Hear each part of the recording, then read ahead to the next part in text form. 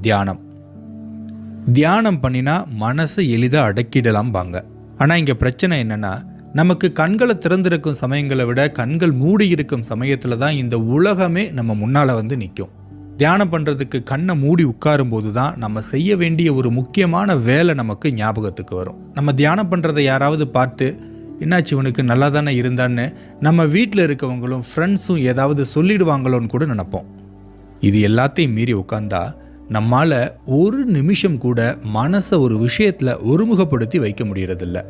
இது ஏன் இப்படி முரண்பாடாக இருக்குது? விருப்பப்பட்டு ஆர்வத்தோட தியானம் செய்யணும்னு நம்ம உட்காந்தா கூட மனசை ஒரு இடத்துல ஒரு சில நிமிடங்கள் கூட பிடிச்சு வைக்க முடியலை.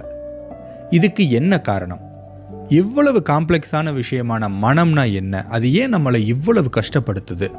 என்ன செஞ்சால் தியானத்தில் நாம் ரொம்ப நேரம் உட்கார முடியும்? இது அனைத்தையும் இந்த வீடியோவில் பார்க்கலாம். ஆதிகுரு சேனலை இது வரைக்கும்